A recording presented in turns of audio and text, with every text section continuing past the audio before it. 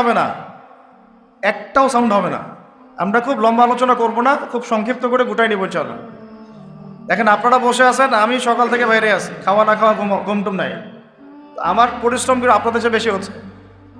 আমরা যদি এক রাতেই বসতে ধৈর্য না কুলায়, তাহলে আপনারা মানে বদর উহুদ খন্দকের নাম নেন কিভাবে মুখ দিয়ে?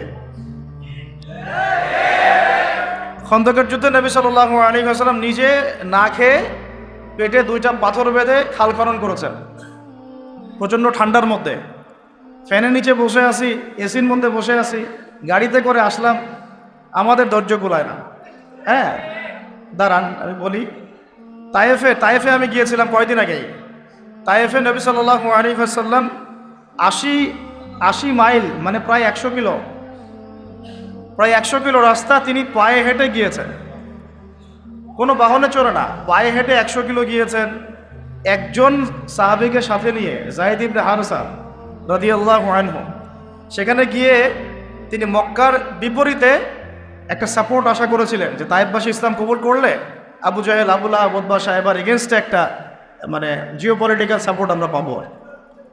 তো সেখানে তারা তো ইসলাম কবুল করেই নাই, বরং 3টা বড় বড় গোত্র, আব্দু ইয়ালাইল, আব্দে মাসউদ আর হাবিব বিন আমর, এই 3টা বড় বড় গোত্র ছিল, 3 ভাইয়ের। ইসলাম তো কবুল করেই নাই। 1.5 মাস নবীজি পরিশ্রম করেছেন, 1.5 মাস। কত মাস? 1.5 মাস পরিশ্রম করেছেন, পায়ে হেঁটে গিয়েছেন গ্রীষ্মকালের জুন জুলাই মাসের তপ্ত রোদের নিচে, মরুভূমির ওয়েদারে, আমাদের মতো কমফোর্টেবল ওয়েদার না। 1.5 মাস থেকেছেন, দাওয়াত দিয়েছেন, দাওয়াত তো একজন কবুল করেই নাই, উল্টা নবী সাল্লাল্লাহু আলাইহি ওয়াসাল্লামকে রক্তাক্ত করে তায়েফ থেকে বের করে দিয়েছে। সেই নবীর উম্মত আমরা একদিন, এক রাত, 1 ঘন্টা 2 ঘন্টা ধৈর্য হারা হয়ে যায়। আমরা দিন কায়েম করব কিভাবে? তারা দিন কায়েম করা আর দিনের দাওয়াত দেওয়া এগুলো এক জিনিস না। আজকে আসছি আমি দিনের দাওয়াত দিয়ে চলে গেলাম, এখানে দিন প্রতিষ্ঠা হবে, এমন না বিষয়। দিন প্রতিষ্ঠা মানে হচ্ছে এমন একটা গাছ রোপণ করা, এমন একটা বৃক্ষ রোপণ করা যার শেকড়টাও পবিত্র, যার ডালপালা পবিত্র, ফলও দেবে কি পবিত্র। এখন আমরা ফল আশা করতেছি, ডালপালা নিয়ে পড়ে আছি, আজকে এই ইস্যু, কালকে সেই ইস্যু। বাস্তবতা হচ্ছে ওই শেকড়টাই পচে গেছে, শেকড়টা কিন্তু নাই, পচে গেছে। আজকে ট্রান্সজেন্ডার ইস্যু আসছে, আমরা মানে অনেকে কথা বলছি, আমরা সম্মেলন করতেছি, লেখালেখি করতেছি, বইপত্র লঞ্চ করতেছি, অনেকে বক্তব্য দিচ্ছি। এই তো কয়েকদিন আগে আবার আসছিল আরেকটা ইস্যু, তখন ওইটা নিয়ে আমরা কথা বললাম, প্যালেস্টাইন নিয়ে। তারপরে আবার শিক্ষা ইস্যু আসলো, ওইটা নিয়ে কথা বললাম। আমরা একটা একটা করে সমস্যা নিয়ে হাতড়ে ফিরতেছি অন্ধকারে।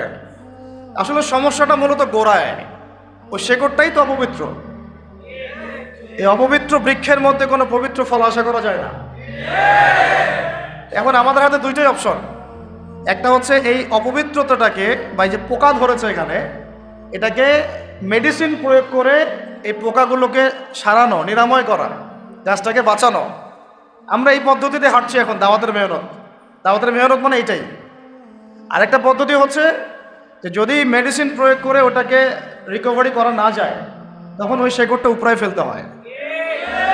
এই 2টা ছাড়া কিন্তু আসলে কোনো অপশন নাই সলভ করার। আর আমরা সলভ করতেছি ওলামায়ে কেরামের সাথে পরামর্শ করে। আমরা কোন পথে হাঁটতেছি? আমরা হাঁটতেছি এখন কিন্তু মেডিসিন দেওয়ার পথে। মেডিসিন দাও, যেখানে যেটা রোগ সেখানে সেই মেডিসিন দিয়ে আসো। কিন্তু এটাতে আদতে কতটুকু কাজ হচ্ছে এটাও একটা আবার বিষয়। শেকড়টা পচে গেছে, আর এই পচা শেকড় যদি একক মালিকানার হতো তাও একটা কথা ছিল। এই পচা শেকড়ের মালিকানা আবার যৌথ মালিকানা, মানে পুরো বুঝাতে পারতেছে কিনা, সব কথা তো আর খোলামেলা আসবে না, বুঝতে হবে কিছু, মানুষের খিদির হইতে হবে আর কি। ঠিক আছে? এখন এমন না যে একটা রাষ্ট্র চাইলেই তার পুরো জনগণকে ইসলামের পথে আনতে পারে, এখন সেই যুগও না। এখন পুরো একটা বিশ্ব শক্তি এটাকে নিয়ন্ত্রণ করে, যৌথ মালিকানা। বিশ্বের মালিকানা এখন যৌথ মালিকানা। তো বিশ্বের মোরাল যারা হিউম্যানিটির গান শোনায়, মানবতার গান শোনায়, মানবতার ফেরিওয়ালা, তো এরা হচ্ছে এই পুরো বিশ্বের মূল তাগতি শক্তি। এরা পুরো বিশ্বটাকে এইভাবে সাজিয়েছে যে এখানে মুসলমানদের স্বার্থ খুব একটা দেখা হবে না। বিশ্বের প্রত্যেকটা ডিপার্টমেন্ট, শিক্ষাই বলেন, সংস্কৃতি বলেন, ধর্ম বলেন, আপনার কি ইকোনমিক্স বলেন বা জিওপলিটিক্স বলেন, প্রযুক্তি বলেন, অস্ত্রশস্ত্র, যে কোনো ডিপার্টমেন্ট ওরা নিয়ন্ত্রণ করে। এই নিয়ন্ত্রণগুলো মুসলিম কান্ট্রিদের উপর এখন খুব একটা নাই, এই বাস্তব কথা। আর যারা শক্তিশালী কান্ট্রি তারা হাত গুটিয়ে বসে আছে। তারা কি করতেছে? হাত গুটিয়ে বসে আছে। এই যে ফিলিস্তিন ইস্যু নিয়ে ওআইসিদের যে ভূমিকা আমরা দেখলাম, এরপরে আমার বলতে বাধ্য হচ্ছে যে এরকম সংগঠন থাকার চেয়ে না থাকাই ভালো। ওর চেয়ে যদি বাংলাদেশ ইসলামী হুকুমত কায়েম হয়ে যায় তাও ভালো হবে। সবাই মিলে বসে খ্যাপসা খাওয়া হইলো, আর সবাই একসাথে বসে খালি খ্যাপসা আর ফাহাম খাওয়া হইলো, কোকাকোলা খাইলাম আর বললাম যে হ্যাঁ কিছু করতে হবে, কিছু করা দরকার। মানবতা বিরোধী অপরাধ হচ্ছে, প্রতিদিন বাচ্চাগুলোকে মেরে ফেলছে, মা বোনদেরকে ধর্ষণ করছে, ভাইদেরকে মারতেছে, কিছু করা দরকার, কিছু করা দরকার, এই পর্যন্তই।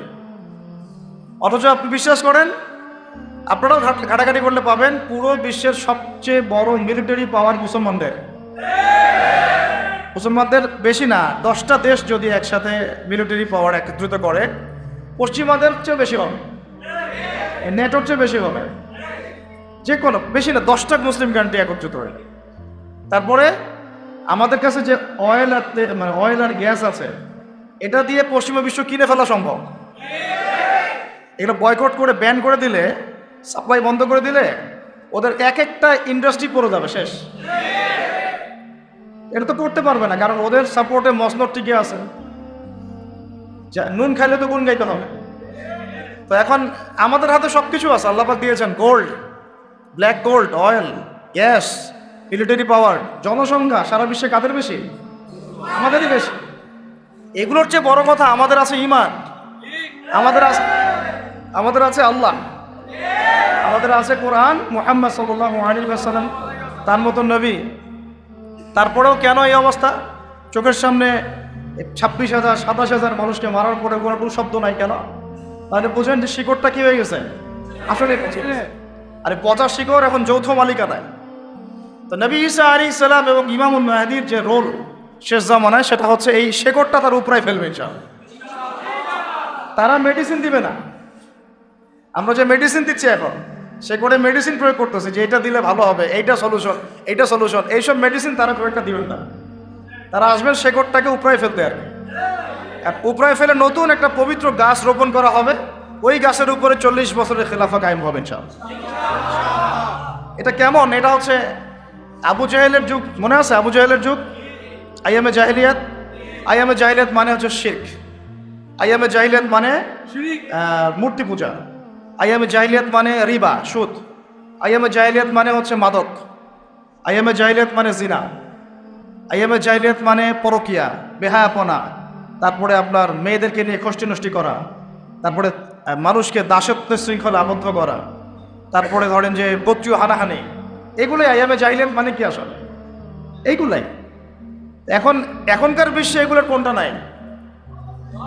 এখনকার বিশ্বে এগুলোর কোনটা নাই?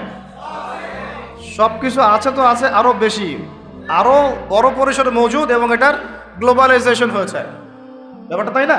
ওই সময় না হয় শুধু মক্কায় ছিল, শুধু হয়তো রোমান সভ্যতায় ছিল, শুধু হয়তো ফুরসে ছিল, বা এদিকে মদিনায় কিছু অংশ ছিল। এভাবে তো গ্লোবালাইজেশন হয় নাই, এখন সব কিছু গ্লোবালাইজেশন হয়েছে। তো এখন আইয়ামে জাহিলিয়াতের ওই জায়গায় নবীজি কি করলেন সাল্লাল্লাহু আলাইহি ওয়াসাল্লাম?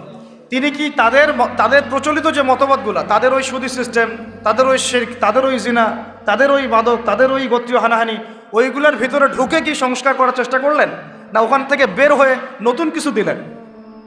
বলেন, ওদের সিস্টেমে ঢুকে কি সংস্কার করার চেষ্টা করলেন, না ওই সিস্টেমের বাইরে থেকে নতুন কিছু দিলেন বিশ্বকে? তিনি নিজে ওই সিস্টেমের বাইরে থাকলেন, নিজে জীবনে কখনো মিথ্যা বলেন নাই, নিজে জীবনে কখনো শিরক করেন নাই, নিজে কিন্তু কখনো তিনি মাদকের ধার কাছেও যান নাই, কখনো গোত্রীয় হানাহানিতেও যান নাই, রিবার কাছেও যান নাই। নবী হওয়ার আগেও তিনি কখনো এগুলো করেন নাই। নবী হওয়ার পরে তো বহুত দূরের কথা ব্যাপারটা, তাই না? তখনও মানুষ তাকে আল আমিন, as-সাদিকুল আমিন বলতো, সত্যবাদী, মহাসত্যবাদী। তো সিস্টেমের ভিতরে ঢুকে না, বরং এই জাহিলিয়াতের বাহিরে থেকে নতুন কিছু দিয়ে জাহিলিয়াতকে দূর করার চেষ্টা করেছেন, এবং তিনি সফল হয়েছেন 100%। সেই নতুন কিছুটা কি? ওই জাহিলিয়াতের বিরুদ্ধে তিনি আল্লাহর ওহী দিয়ে সংস্কারের কাজ করেছেন। এই তো ওই জাহিলিয়াতের বিপরীতে তিনি আল্লাহর ওহী মানে কোরআন এবং নবীর সুন্নাহ, এই দুটাকে একত্রিত করে তিনি তার মিশন শুরু করেছেন। 23 বছর সময় লেগেছে, কিন্তু ওই জাহিলিয়াত পরিপূর্ণ দূর হয়ে গেছে। শিকড় একদম উপড়ায় ফেলে নতুন একটা পবিত্র গাছ রোপণ করেছে। ব্যাপারটা তাই না? এবং ওই গাছ যে ফল দিয়েছিল, সেই ফলটা আমরা ভোগ করেছি প্রায় 1250 বছর। কত বছর? ওই গাছের ফল খেয়েছি আমরা 1250 বছর। ওই 23 বছর পরের মক্কায় আপনি কোনো শিরিক পাবেন না। 23 বছর পরের মক্কায় আপনি কোনো রিবা পাবেন না, কোনো জিনাই নাই, দুই একটা থাকতে পারে, তার বিচার হচ্ছে। কোনো মাদক দ্রব্য পাবেন না, যদি হয় কেউ খায় তাও শাস্তির আওতায় আনা হচ্ছে। কোনো ধর্ষণ নাই, যদি কেউ করে তাহলে শাস্তির আওতায় আনা হচ্ছে। কোনো গোত্রীয় হানাহানি নাই, সবাই ভাই ভাই হয়ে গেছে। তিনি কি জাদু করেছেন? মানুষকে ফু দিয়ে দিয়ে কাজ করেছেন? খালি আসো ফু দিয়ে দিই, হ্যাঁ, আমরা যেটা করি আর কি, এখন পানি পরা নিয়ে যাই। তিনি কি খালি খোরমা জিলাপি বিতরণ করেছেন? তিনি কি সেহের জাদু করেছেন মানুষের উপরে? কাউকে ভয় দেখিয়েছেন? কারো উপর কোনো প্রেশার ক্রিয়েট করেছেন? তিনি মানুষের অন্তর্জগৎ, আত্মার জগৎটাকে পরিবর্তন করে দিয়েছেন। তিনি ফার্স্ট অফ অল মানুষকে বুঝিয়েছেন যে এই জীবনটাই চূড়ান্ত জীবন না। আমাদের এই জীবন সর্বোচ্চ হয়তো 100 বছর, সর্বোচ্চ হয়তো 100 বছরের, এরপরে সবাই কেউ থাকবে না এখানে। এই কনসেপ্টটা তারা বিশ্বাস করত, কিন্তু তারা মৃত্যুর পরে যে আবার জীবিত হবে এইটা বিশ্বাস করতো না। নবীজি বুঝিয়েছেন, দেখো এরপরে মানুষকে আবার জীবিত করা হবে। এই বস্তুবাদী সভ্যতা থেকে বের হয়ে আসো, মেটেরিয়ালিস্টিক চিন্তাভাবনা থেকে বের হয়ে আসো। তোমাদেরকে আবার জীবিত করা হবে, আল্লাহর সামনে একা একা দাঁড়াতে হবে, দাঁড়িয়ে তোমার এই জীবনের হিসেব দিতে হবে। এই চিন্তাটা মানুষের ভিতর ঢুকেছে, যখন মানুষের ভিতরটা পরিবর্তন হওয়া শুরু হয়েছে। তারপরে মানুষ গাইডলাইন চেয়েছে, তাহলে আমি 100 বছর চলবো কিভাবে, ভাই 60-70 বছর কিভাবে চলবো? তখন তিনি গাইডলাইন দিয়েছেন, এই যে আল্লাহর পক্ষ থেকে কোরআন এবং আমার সুন্নাহ ফলো করো, সফল হয়ে যাবে। এটাই ওই দুইটা জিনিস, যে কালিমা লা ইলাহা ইল্লাল্লাহ মুহাম্মাদুর রাসূলুল্লাহ। লা ইলাহা ইল্লাল্লাহ মানে কি? এইসব কোনো জাহিলিয়াত চলবে না। লা ইলাহা ইল্লাল্লাহ মানে আল্লাহ পাকের বিধান ছাড়া কোনো বিধানই চলবে না। একটু সহজ কথা, লা ইলাহা ইল্লাল্লাহ মানে আল্লাহ ছাড়া কোনো মাবুদ নাই। মানে কি? আল্লাহ ছাড়া কোনো বিধানও নাই, কোনো ইলাহ নাই, কোনো উপাস্য নাই।